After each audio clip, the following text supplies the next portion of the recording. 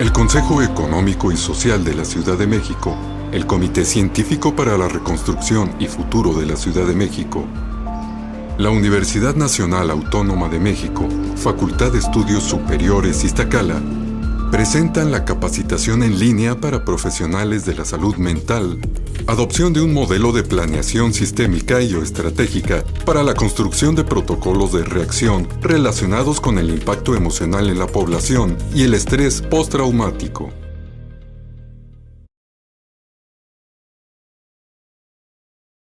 Buenas tardes. ¿Qué tal? ¿Nos podría decir su nombre, por favor, y su grado académico?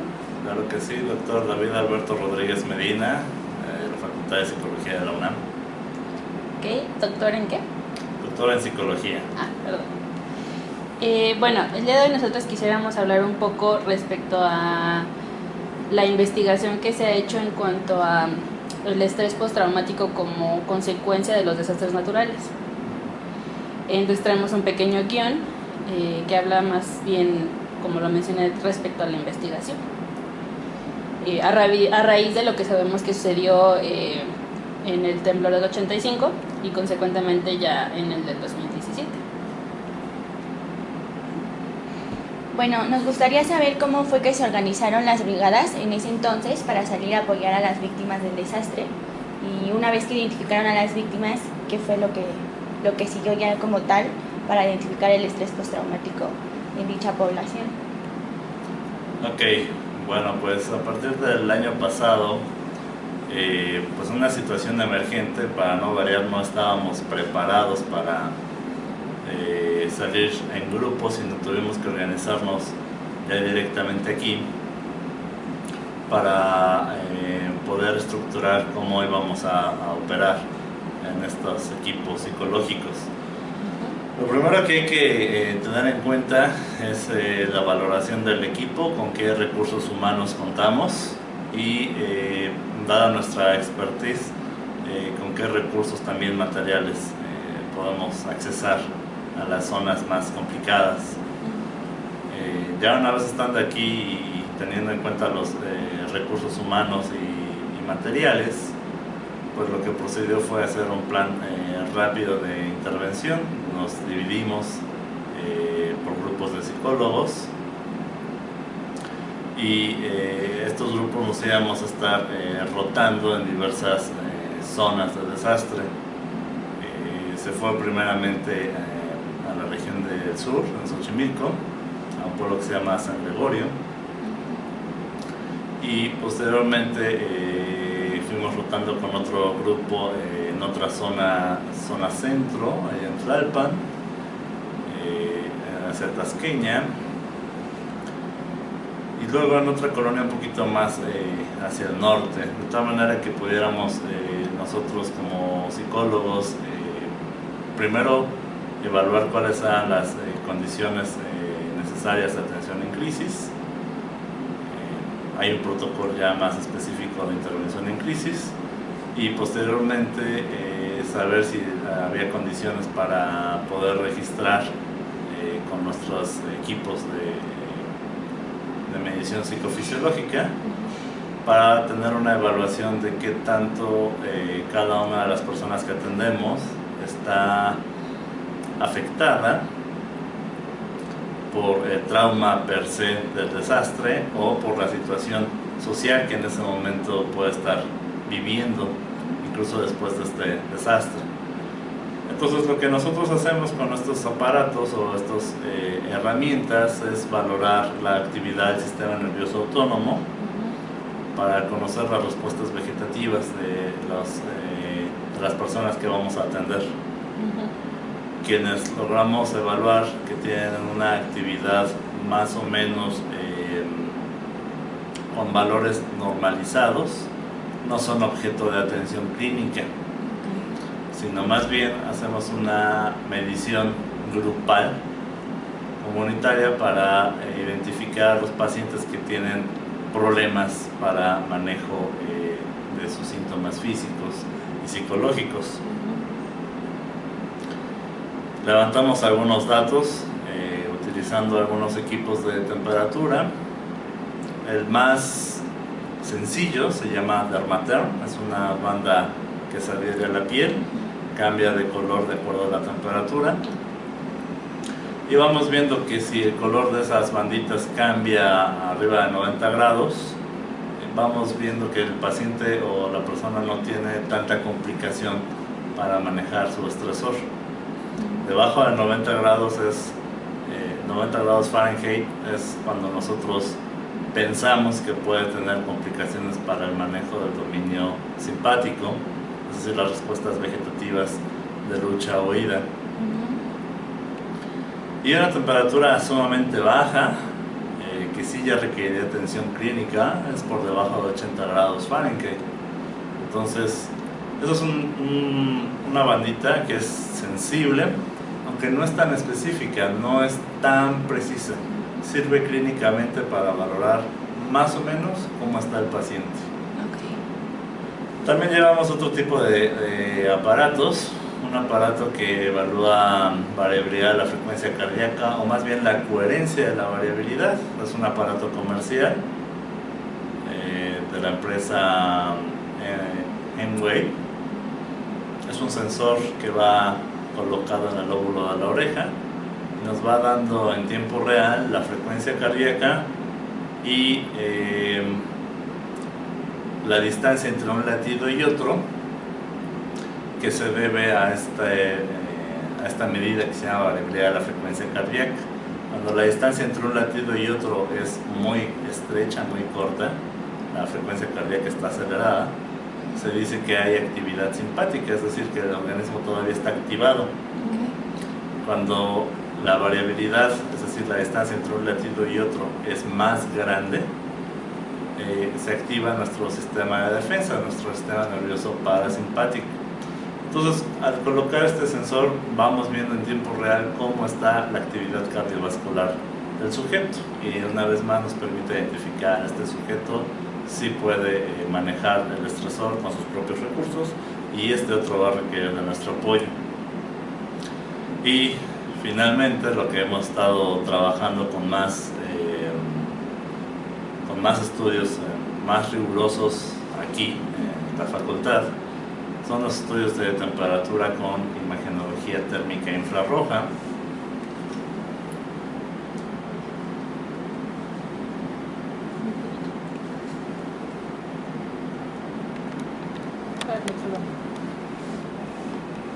Claro, ya sé que hay que editar muchísimo. Y antes también trabajaba mucho con video. Sí. De hecho, a razón de los videos es que utilizamos estas herramientas, porque es mucho tiempo edición de video. Sí, claro. Bueno, la imagen térmica infrarroja, como se pueden percatar, permite pues monitorear una gran parte de cualquier región corporal. Hay regiones más específicas donde nuestro sistema nervioso simpático se puede valorar. Por ejemplo, la temperatura de los dedos de las manos. Cuando esta temperatura en la cámara tiene un color rojizo o blanco, tiene una temperatura máxima, es decir, el sujeto está en un estado de relajación. Si la temperatura fuese amarilla, verde o azul, en ese orden hacia abajo, azul es lo más bajo, se dice que el sujeto tiene un predominio de actividad simpática, es decir, todavía está alterado. Las manos son una fuente importante de registro de medición térmica, pero también lo es la nariz. Vamos a ver de qué color está mi nariz. Roja. ¿De qué color la ven? Roja. Eso es la misma. Si yo tuviese la nariz amarilla, verde o azul, en ese orden, pues significaría que mi sistema nervioso simpático estaría comprometido, afectando mis funciones cognitivas, mi estado emocional, mi toma de decisiones. Ok, entonces la temperatura de la que estamos hablando no es la temperatura común que, por ejemplo, mediría la fiebre, sino es una temperatura interna. Así es. Tenemos dos clases de temperatura. La temperatura central a la que te refieres va en la cabeza y en el tronco, Exactamente, son áreas donde hay órganos vitales y la temperatura ahí se requiere mantener constante. La segunda temperatura es la temperatura periférica, que son nuestras extremidades, tanto superiores como inferiores, los lóbulos de las orejas, la nariz. Son regiones donde no hay nervios, no hay órganos vitales. Si los perdemos, pues sí perdemos su función, pero no nos pasa nada, no peligra nuestra vida. Entonces estas temperaturas, mientras más alejados del corazón, la temperatura es más fría. Entonces la temperatura yo sé que es más fría a los dedos de mis manos, de mis pies, de mis orejas y de mi nariz. Pero si mi temperatura se ve rojiza o blanca, que es lo más alto, entonces significa que tiene un buen flujo sanguíneo y por tanto el sujeto está en un estado con predominio parasimpático, es decir, está relajado. Ok, ¿y cuál es la asociación que se tiene entre temperatura y el manejo del estrés? O de que requiere ayuda a nivel psicológico para manejar el estrés. Eso es. Cuando tenemos un estado que le vamos a llamar de diestrés, es decir, un estado negativo, hay cambios fisiológicos que suceden debido a la activación del eje hipotalámico pituitario adrenal. Se secretan catecolaminas, en particular adrenalina, y esta adrenalina lo que hace es cerrar los vasos sanguíneos. Eso hace que mi presión arterial se incremente, mi frecuencia cardíaca también, pero también a nivel de temperatura, al tener el vaso sanguíneo estrecho, hace que la temperatura se vea más baja. En cambio, cuando el sujeto está relajado, se deja de secretar esa noradrenalina, el diámetro del vaso sanguíneo se abre y por ende hay mayor flujo sanguíneo y eso hace que la temperatura aumente. Entonces si lo estrecho disminuye y si lo relajo, abre y aumenta. Ok, bueno, y entonces regresando un poco a la ayuda que brindaron durante el sismo, ¿cuál fue la mayor dificultad con la que se encontraron para trabajar en intervención psicológica con las personas a las que se atendieron? Las condiciones ambientales de ese momento eran muy precarias. Muchas de las mediciones que se realizaron en realidad pueden estar comprometidas, primera por los factores ambientales, segunda los factores sociales, es decir, no tenemos una precisión tan nítida. Aquí ahorita que estamos haciendo esta entrevista, estamos en un espacio cubierto, bajo condiciones muy controladas, y afuera no, carecemos de todo tipo de control. Entonces, lo que sí nos permite valorar los equipos, al menos al momento, es valorar cómo se está comportando el sistema nervioso de manera general en ese lugar, en ese momento en particular. Lo que más nos interesa es ver si el sujeto puede alcanzar un predominio parasimpático. Si lo mido con el sensor de variabilidad de la frecuencia cardíaca, necesitaríamos una coherencia alta. Se pone la pantallita en una barra color verde. Si utilizo este equipo, tendré que ver la temperatura en un color rojizo o blanco. Si utilizara el Dermaterm, tendré que superar cuando menos los 90 grados. Lo idóneo es llegar a 94. Entonces, cada uno de estos equipos tiene como algunos estándares ya más definidos, y lo idóneo es ver si está arriba de 90 grados en caso de temperatura o si está en verde en las barritas de variabilidad de la frecuencia cardíaca, que eso sea la actividad dominante. Ok. Nos mencionaba que cuando sus niveles no eran lo suficientemente significativos, por decirlo así, se hacía un protocolo de grupo. ¿Cómo se realizaba o cuál era el tipo de intervención que se realizaba con los grupos de personas? Bueno, en el caso de estas personas que ya se identificaban que no lograban regular su actividad autonómica, propiamente ya se trabajaban estrategias de intervención psicosociales. Pero lo que se tiene que todavía falta por trabajar es hacer un protocolo de evaluación después del mes, porque los lineamientos para establecer trastornos de ansiedad están muy estandarizados en el tiempo. Si el sujeto todavía presenta esta actividad en menos de un mes, se le llama trastorno de estrés agudo. El trastorno de estrés agudo tiene una característica muy definida de que le sirve al sujeto para mantenerse alerta. Todavía vamos a decir que está dentro de un límite de lo que es esperado después de un desastre natural. Es decir, todavía valoraríamos estas actividades elevadas, pero tendríamos que darle seguimiento si después de ese mes sigue presentando estos síntomas. Si esto sigue así, entonces se emite un diagnóstico de trastorno por estrés postraumático. Lo que nos permiten evaluar estas herramientas es la parte fisiológica. Otra medida que se puede emplear son el uso de algunas escalas psicométricas estandarizadas. Estas van a evaluar síntomas más cognitivos o comportamientos, tanto síntomas físicos, de si tiene molestias el sujeto, por ejemplo, sueños, pensamientos, etcétera, como si también tiene un distanciamiento social. Esta parte de distanciamiento social hemos visto que es muy característica en las personas que tienen estrés postraumático, y esto eventualmente también precipita otro tipo de trastornos como la depresión, y también influye directamente sobre el sistema biológico, en particular sobre el sistema inmunológico, incrementando niveles de inflamación. ¿A qué me refiero con niveles de inflamación? Que el organismo empieza a secretar sustancias para protegerse, aun cuando no haya un agente invasor.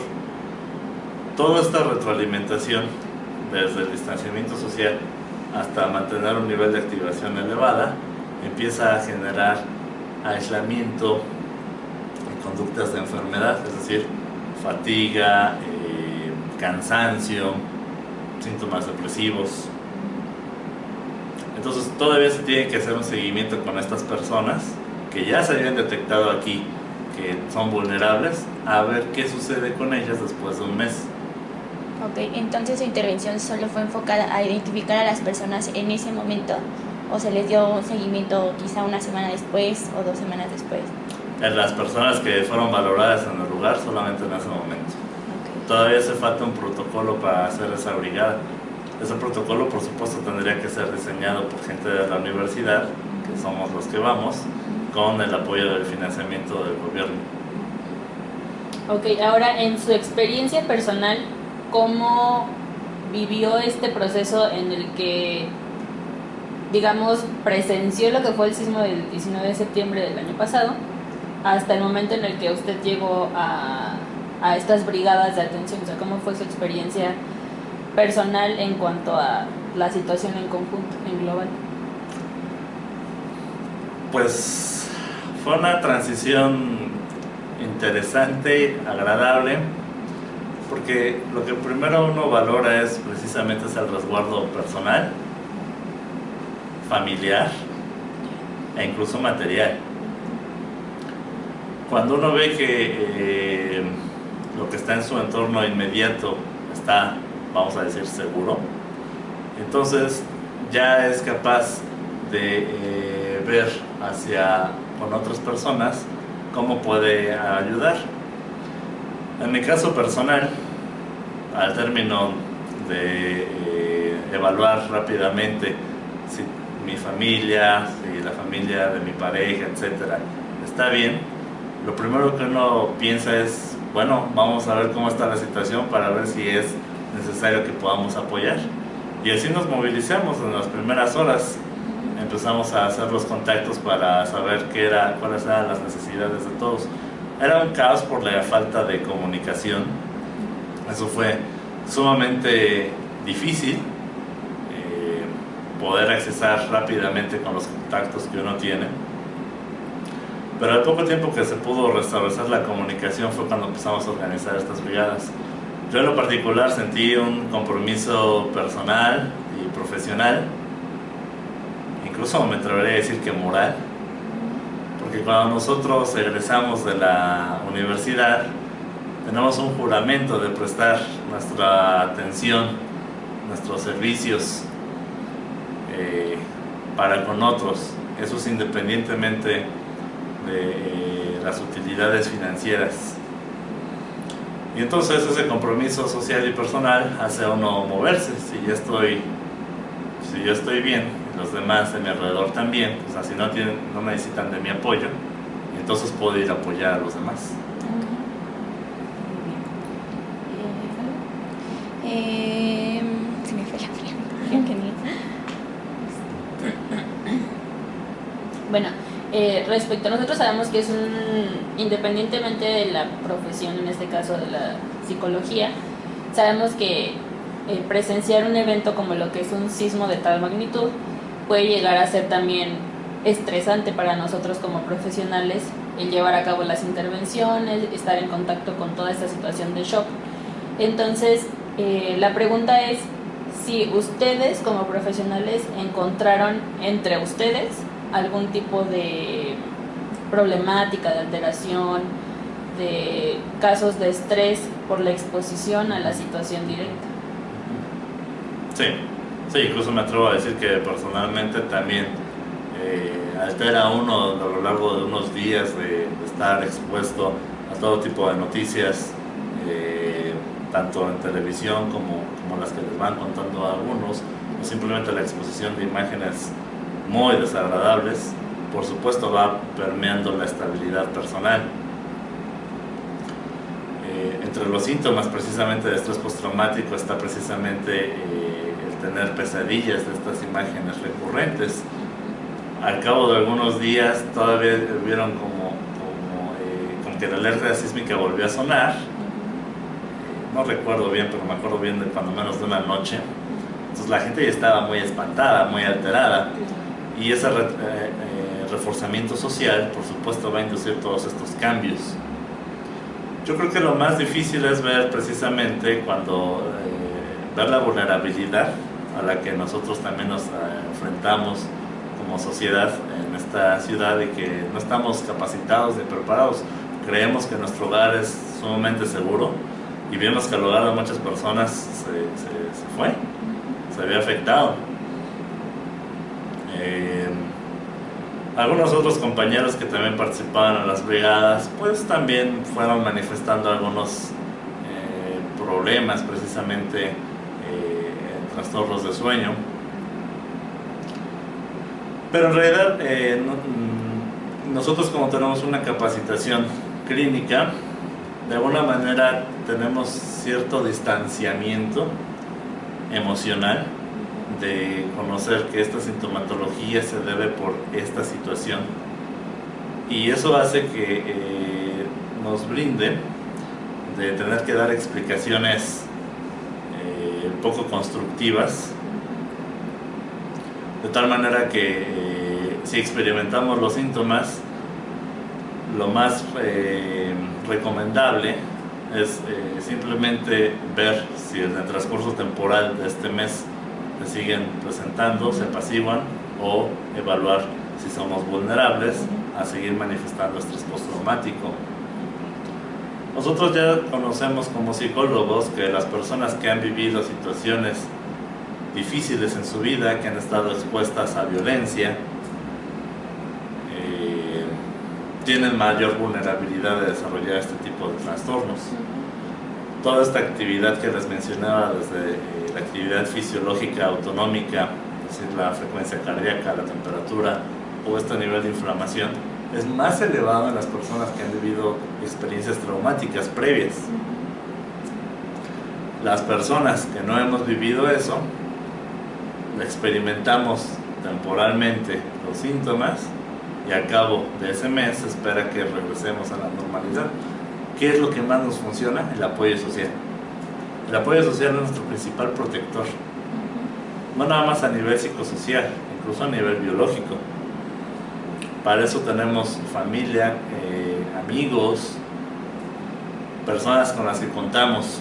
Nosotros como psicólogos, cuando nos organizamos, sabemos de alguna manera que estamos dentro de un mismo grupo de apoyo. Entonces eso nos permite tener hasta cierto punto, un blindaje para no desarrollar todos los síntomas. Claro, siempre y cuando no tenga experiencias traumáticas previas. Okay. ¿Y entre ustedes hubo algún tipo de sesión de desahogo, por ejemplo, para estos compañeros que presentaron algún tipo de trastorno de sueño? ¿O existe algún protocolo de grupo, como tal de profesionales, en donde haya este tipo de atenciones, pues digamos, superficiales, porque claro, no pueden ser tan profundas, después de ustedes presentarse, por ejemplo, en los albergues o en las zonas de desastre? Sí. Para el profesional también también puede ser víctima de estrés postraumático y por supuesto también puede participar en estos grupos. ¿Qué hacemos básicamente? Lo primero que hacemos es la promoción de la expresión emocional. Utilizamos algunas técnicas estandarizadas para ello. Una de ellas, por ejemplo, puede ser la escritura emocional autorreflexiva. Esta escritura permite a lo largo de 4 escritos ya bien definidos, estructurados, que el sujeto exprese sus emociones positivas, negativas. Podemos ir incluso monitoreando cómo va el sujeto experimentando a lo largo de cada escrito. Si el sujeto logra desahogar en sus escritos de manera escrita, en papel, todas sus emociones, el sujeto puede ir recobrando poco a poco su capacidad de regulación emocional. Si por supuesto todavía no logra depositar esa expresión emocional y todavía falta, hay una retroalimentación grupal de cómo fueron esas experiencias, cómo se manejaron. Originalmente ese protocolo se deriva de los seminarios de estudios de caso, en los que se nos da el entrenamiento de cómo evaluar y cómo manejar un caso. Pero esos seminarios se aprovechan para nosotros también referir cuáles fueron nuestras propias dificultades, tanto profesionales como personales. Cuando se logra explayar esto, entonces hay una retroalimentación del grupo, hay una cabeza, siempre hay un líder del grupo. Generalmente son uno de los académicos más experimentados, y entonces el grupo lleva un momento de contención.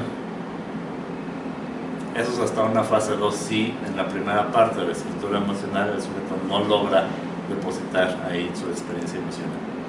Ok. Volviendo un poco al momento en el que realizaron la intervención, una vez que identificaron a las personas con ya la temperatura, la frecuencia cardíaca y todo esto que nos mencionaban, ¿qué pasó con los datos recolectados? ¿Cuál fue el siguiente paso?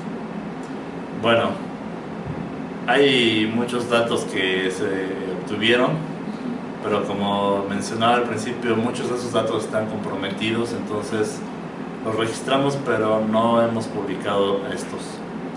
Algunos otros que sentimos que tenemos mayor certeza o nivel de confianza en los datos, los trabajamos directamente en artículos para su divulgación. ¿Cuál es el resultado más sustancial de esto que nosotros logramos obtener? Bueno, evaluamos a nuestros propios compañeros que fueron brigadistas y también a aquellos que no lo fueron, pero estuvieron directamente, fueron también víctimas de este mismo desastre natural. Utilizamos un grupo piloto, un grupo de 21 estudiantes universitarios, y utilizamos un protocolo de estrés con la finalidad de ver los cambios, no solamente durante la tarea estresante, sino realmente después del estresor tienen la capacidad de recuperación. Este protocolo, que lo hemos estado implementando, realizando ya en muchas más personas, un grupo considerable de la población, lo que nos permite evaluar es ver si el sujeto tiene la habilidad o no de recuperarse. Entonces primero lo estresamos con una tarea ya bien estandarizada. Es una tarea que se llama Trier Social Stress Test, es un estresor social. Vamos viendo los cambios simpáticos, es decir, el aumento de la frecuencia cardíaca, la presión arterial, la reducción de la temperatura periférica. Pero lo más interesante no es eso, sino después, en una siguiente fase, ver si el individuo tiene la capacidad de relajarse por sí mismo o si va a necesitar de apoyo psicológico para relajarse. Si puede relajarse por sí mismo, vamos a decir que está en un nivel 1, que tiene ciertos recursos de manejo emocional. Si necesita de mi apoyo psicológico, está en un nivel 2, lo consideramos, ese sujeto va a requerir ese apoyo psicológico extra, adicional, pero más enfocado a resolver sintomatología de estrés. Un tercer grupo fueron aquellos que no lograron recuperarse ni siquiera con estrategias de relajación. Sobre esos tipos de sujetos son con quienes deberíamos sí tener una valoración longitudinal, es decir, a lo largo del tiempo ver si pasado ese mes logra recuperarse o definitivamente es vulnerable a desarrollar estrés postraumático. Ok. Entonces, realmente los estudios que hacemos es para evaluar la capacidad de recuperación. Y entonces, en base a esto y en su experiencia con la atención que se brinda en este momento, ¿usted considera que hubo, más bien, qué prevalencia considera que hubo de personas que probablemente tenderían a desarrollar el estrés postraumático según lo que ustedes vieron dentro de las intervenciones el día del sismo? Bueno, nosotros sabemos estadísticamente, generalmente 1 de cada 3 personas es vulnerable a presentar el estrés agudo y subsecuentemente el estrés postraumático. Cuando nosotros hicimos el estudio, se convirtieron en 2 de cada 3. Pero, como mencioné hace un momento, quienes vimos que no se lograron recuperar requieren todavía evaluar longitudinalmente, porque a lo mejor ese segundo, posiblemente después del mes, pueda recuperarse.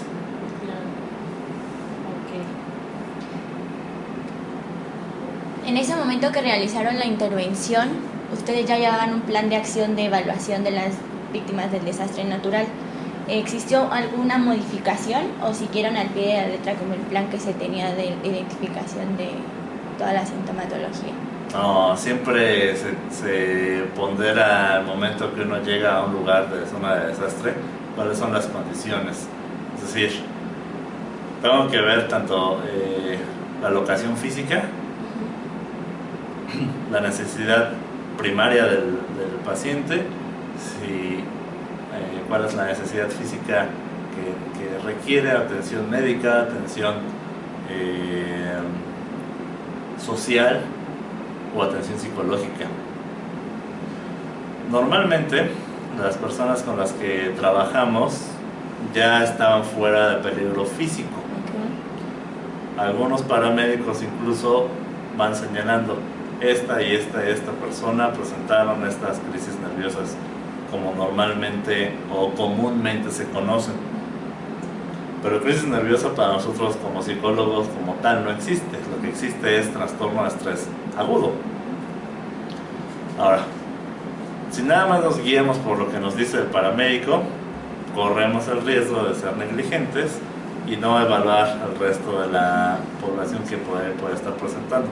Entonces, sí tomamos nota de quiénes son las personas que ya nos están diciendo los paramédicos, pero también hay que hacer la evaluación primaria entre las personas con las que deseen y se pueda hacer para conocer su estatus de actividad nerviosa autónoma. Una vez hecho esto, entonces sí procedemos a organizarlos en un grupo y hacer una estrategia grupal de relajación. Como muchas de estas personas son vecinos, se conocen entre sí, eso facilita que se pueda interactuar y los sujetos se puedan calmar.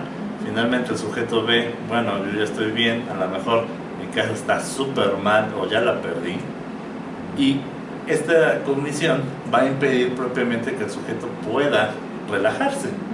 Entonces ya vemos nosotros, este sujeto, pese a que tiene apoyo psicológico de intervención en en relajación, todavía va a requerir el apoyo psicológico especializado, un tratamiento cognitivo-conductual para saber qué tienen que hacer y cómo manejar todos sus síntomas cognitivos. Ok, ¿nos podría explicar esta gráfica que nos muestra aquí en la pantalla? Sí, este es el estudio que hicimos a los estudiantes de la Facultad de Psicología. Algunos de ellos fueron brigadistas, exactamente la mitad de ellos. Entonces lo que hicimos fue evaluar esta capacidad de relajación.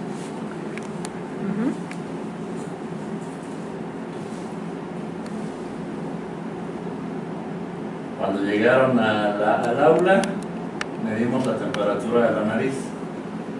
Después de que estuvieron 15 minutos ya en el aula sin hacer nada, la temperatura aumenta. Eso es bueno. Después medimos un estresor, este Trial Social Stress Test. Y después vemos con una estrategia de relajación si realmente pueden o no relajarse. Como vemos aquí, hay cambios estadísticamente significativos en la temperatura, pero vean cómo no logran, por grupo, relajarse. Sin embargo, de estos 21 personas, 8 de ellos sí lograron incrementar su temperatura, mientras que el resto no lo logró. Estos fueron precisamente los 2 de 3 personas que, cuando menos sabemos, fueron evaluados 3 semanas después del sismo. Cuando menos sabemos que esas 2 o 3 personas estaban en fase de estrés agudo. Ok, estas serían nuestras prevalencias con probabilidad de generar estrés postraumático. Así es. Okay. Pero todavía tenemos que evaluarlos todavía en 1 o 2 semanas después, 3 meses después. Hacer exactamente la misma prueba. Ahora, lo que estamos tratando de demostrar con esta compresa térmica de aquí es que si la temperatura tanto de las manos como de la nariz disminuye, vamos a buscar si calentamos utilizando esta compresa caliente y después le meto una estrategia psicológica, si podemos condicionar la estrategia psicológica con el efecto térmico externo. Retiraré el efecto térmico y veré si con la pura estrategia estos sujetos logran finalmente incrementar su temperatura. Estos de aquí, que lo lograron, no necesitarían apoyo psicológico. Ok. Bueno, y ahora regresando a su trabajo como personal en el ámbito de los lugares de atención, sabemos que debido a la falta de organización que hubo en los protocolos de atención y de esta necesidad, digamos, moral de los psicólogos de la zona de la Ciudad de México y del Estado de México que hubo, sabemos que muchas brigadas de diferentes escuelas salieron y se encontraban o de alguna u otra forma llegaban a estar en conjunto con las brigadas, por ejemplo, que salieron de aquí de la universidad. ¿Qué dificultades encontraron ustedes con su perspectiva bajo la que se hacían las intervenciones, con si llegaba otro grupo a intentar intervenir de una manera totalmente diferente al proyecto o al protocolo que se había, pues digamos, labrado en la universidad? ¿Cuáles fueron las mayores dificultades? En realidad no se encontraron dificultades. Sí es cierto que encontramos otros grupos, pero precisamente la meta, independientemente de cuál es el protocolo que uno traiga, la meta es primeramente hacer la intervención en crisis. Cuando uno hace intervención en crisis, eso sí ya está estandarizado, que es lo primero que uno tiene que hacer. Entonces nuestro grupo de trabajo busca en ese momento hacer la intervención en crisis y subsecuentemente, si vemos que ya no hay esta primera necesidad, entonces hacemos nuestro propio registro, ya nuestro propio protocolo. Sí es cierto, encontramos a gente, por ejemplo, de la UVM, que también llegó con sus propios protocolos, y recuerdo también que traían su propia escalita. Yo creo que cada uno de estos grupos de brigadas, aparte de tener también el entrenamiento de intervención en crisis, también sostenían que iban a llegar con sus propios resultados. En otro momento, incluso con los colegas, me pidieron asistir a la zona más afectada, que es Oaxaca. En su momento primero partió un compañero mío, un colega que trabaja en el Instituto Politécnico Nacional, y yo iba a ir después. Él quería que también lleváramos tanto la cámara térmica como las escalas psicométricas, pero cuando él llegó, él se adelantó porque su brigada del Politécnico así fue establecida. Cuando él llegó, me habló y me comentó: no hay condiciones para medir, entonces lo más que podamos hacer aquí es una intervención en crisis, y solamente en un sector. O sea, incluso el camino es muy difícil para llegar. Entonces, como ellos ya tenían contemplada la intervención, no fue necesario que nosotros acudiéramos a levantar datos. En este caso pues hubo una modificación de lo que hubiera sido su planificación para llegar a atender en... Claro, hace 20 años yo por supuesto no estaba, yo era muy joven, pero el doctor Benjamín Domínguez atendió otro desastre natural, el huracán Paulina, y él, similar a esta experiencia que vivimos, él fue con su grupo, fueron a hacer la intervención en crisis, y en ese entonces fueron con sus propias herramientas, tanto psicométricas como psicofisiológicas, para levantar los datos. Él, por la fortuna de su grupo, sí logró levantar algunos datos y los logró publicar en una revista de ciencia en México. Pero en este caso nosotros, por las condiciones per se del sismo, no fue posible. Claro, las condiciones no eran óptimas. Ok. Ya sabemos que como tal no existe un protocolo de intervención psicológica, porque no ha habido un consenso general y un convenio, por ejemplo, con el gobierno para que tenga todo establecido y que esté dentro del marco de lo legal, digamos.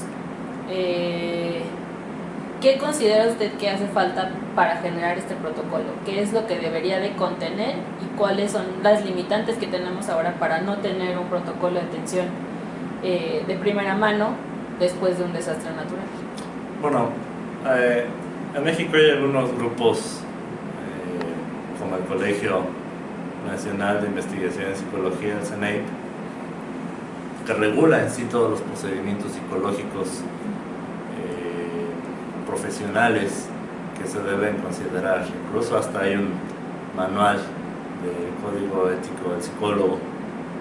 Hay otros grupos, como el Sistema Mexicano de Investigación en Psicología, que lo lidera la Universidad de Guadalajara.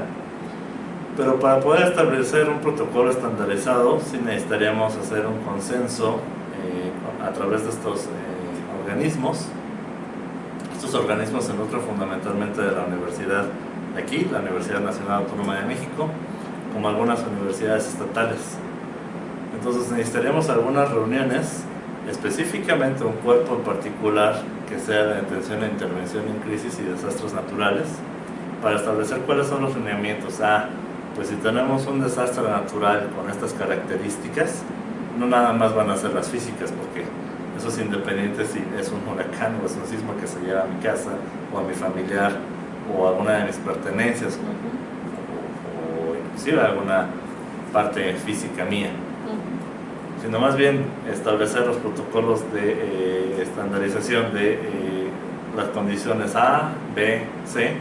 Van a ir estos grupos de intervención. Estos grupos están capacitados. Se requiere establecer, 1, el tipo de crisis o desastre natural. 2, la capacitación específica. En México hay mucho talento y en particular en psicología clínica hay muy buenos expertos. La doctora Rebeca Robles García, por ejemplo, que trabaja en el Instituto Nacional de Psiquiatría, puede ser una de estas líderes. Aquí en México, en la misma universidad, el doctor Juan José Sánchez Sosa, el doctor Benjamín Domínguez. Es decir, puede haber un grupo de expertos que podamos ir definiendo cuáles son las pautas a seguir para hacer este protocolo. Reunirnos y establecer protocolo A, protocolo B, protocolo C. Ahora, limitantes. Necesitamos datos para saber realmente lo que funciona. Nosotros aquí apostamos precisamente por la investigación psicofisiológica. Por supuesto no es la única, ni siquiera podría decir que es la mejor. Es la que a nosotros nos ha interesado a lo largo de muchos años, porque vemos que tiene una sólida validez. Pero también necesitaríamos un grupo de expertos, entre estos grupos que refiero que pueden ser cabezas, para establecer, bueno, pues a lo mejor tú te encargas de esta sintomatología y establecer cuáles van a ser los criterios de evaluación rápidos, confiables, seguros, económicos. Si nosotros llegamos con una escala súper grande, no es útil. Necesitamos instrumentos pequeños, validados, y en México son escasos ese tipo de instrumentos. Sí existen, pero necesitamos una evaluación súper rápida, 2, 3 preguntas, si vamos a utilizar una escala psicométrica. Este tipo de aparatos hacen que no necesitemos hacer ese tipo de evaluaciones, pero solamente nos van a dar una parte de los síntomas, no nos van a dar todos. Y va a haber otro grupo que se dedique necesariamente a la parte conductual. ¿Cuáles son los criterios que se tienen que establecer, los parámetros conductuales? Si logramos definir entre todos cada una de las esferas que componen en sí el trauma, por grupo de investigación, entonces ya podremos ir delimitando, bueno, para el protocolo A utiliza estas herramientas y estas estrategias. Lo mismo para el B y para el C. Y necesitaríamos además el manual, no nada más para la capacitación, sino el manual para saber qué características, qué habilidades tendría que tener el psicólogo especialista. No cualquier psicólogo puede hacerlo. Yo creo que el desafío más fuerte que enfrentamos el año pasado fue precisamente que nuestra labor altruista hizo irnos desencanchados socialmente a tratar de manejar una situación para que muchos que no estaban preparados. Pero aún así, lo que entonces necesitamos es precisamente estos cuerpos académicos, que cada uno se especializa en su área, y establecer cuáles van a ser los criterios. Muy bien, y ya como último, pues sabemos que la tecnología que ustedes utilizan prácticamente, podemos decir que a nivel pues ya público es muy nuevo. O sea, el hecho de la temperatura corporal es muy nueva. Entonces, ¿usted qué considera, qué líneas de investigación considera que quedan abiertas para trabajar con la tecnología que ustedes utilizan?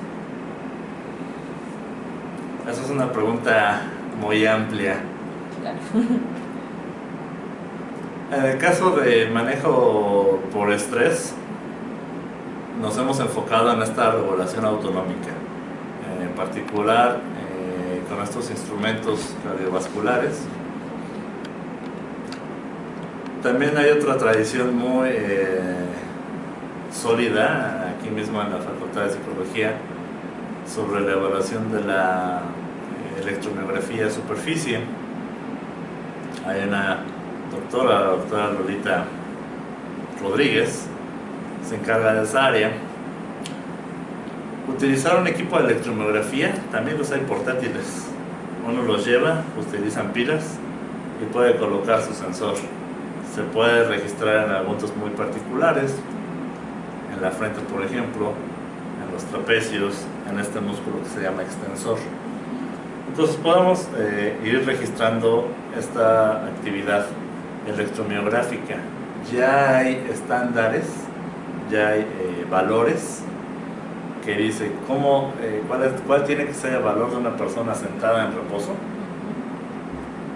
y cómo sería el valor de una persona estresada, incluso hasta con dolor hay estándares.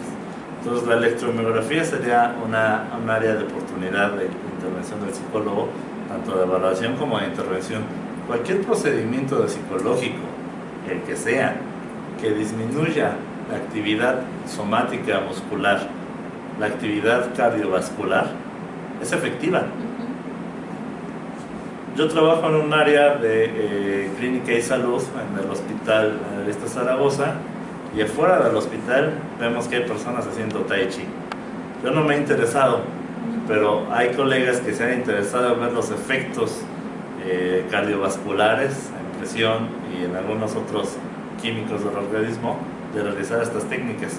No son precisamente psicológicas, pero vamos viendo que tienen un efecto directamente sobre variables que influyen en el estrés o en el sistema nervioso autónomo o endocrinológico. Cuando tenemos una situación de estrés, se activa el sistema nervioso central, periférico, se activa el sistema endocrinológico, se activa el sistema inmunológico. Cualquier estrategia psicológica que reduzca estas tres es útil. Eso es lo que tratamos de hacer con estas publicaciones que estamos desarrollando. Le agradecemos mucho por compartir con nosotros esta información, que realmente es bastante sorprendente ver cómo este tipo de tecnologías se conjuntan con la psicología, pues, para reducir estos niveles de estrés. Claro. Muchísimas gracias. No, a ustedes.